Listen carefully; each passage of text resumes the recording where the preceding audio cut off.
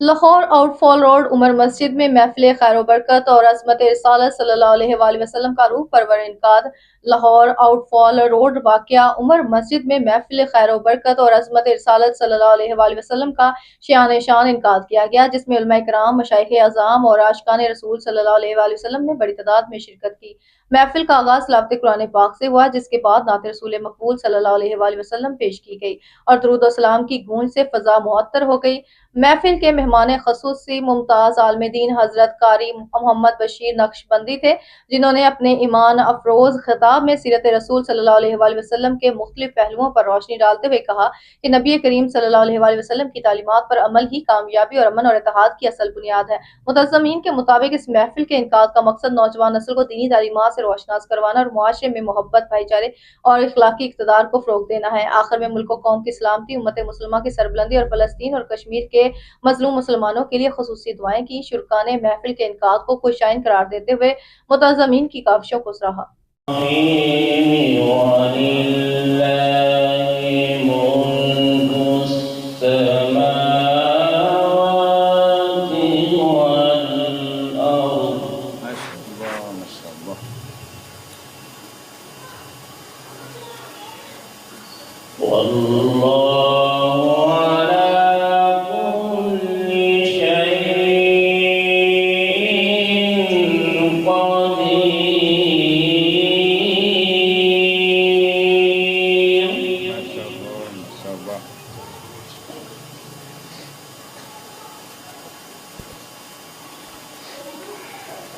إن في خلق السماوات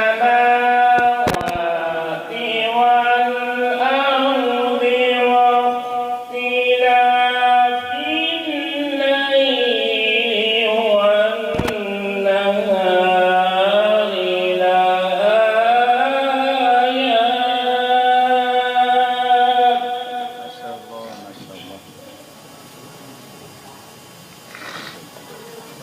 إن في خلق السماوات والأرض واختلاف الليل والنهار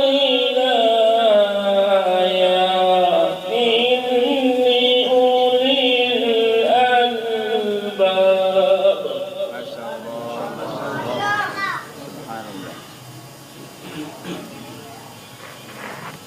بسم الله الرحمن الرحيم. ولله ملك السماوات والأرض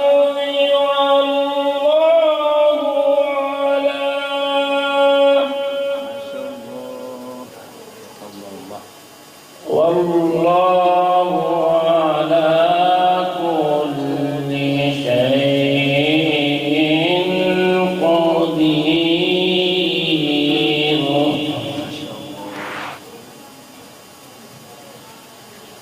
إن في خلق السماوات والأرض واختلاف الليل والنهار لآيات.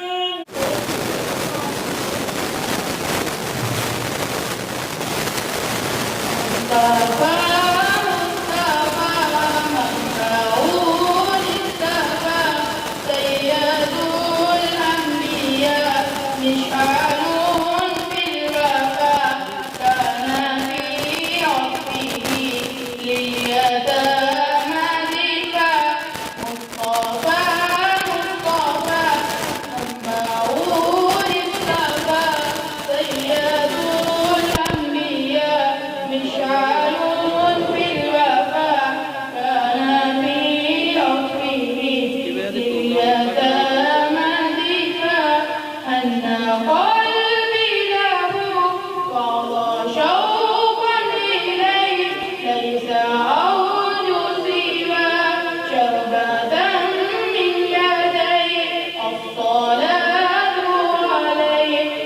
سلام عليه للسماء ارتقى فأتى بالنقاء وغدا وجهه نيرا مشرقا قال من أفيه حين هان اللقاء قال فلتذهبوا أنتم أهل الطريقا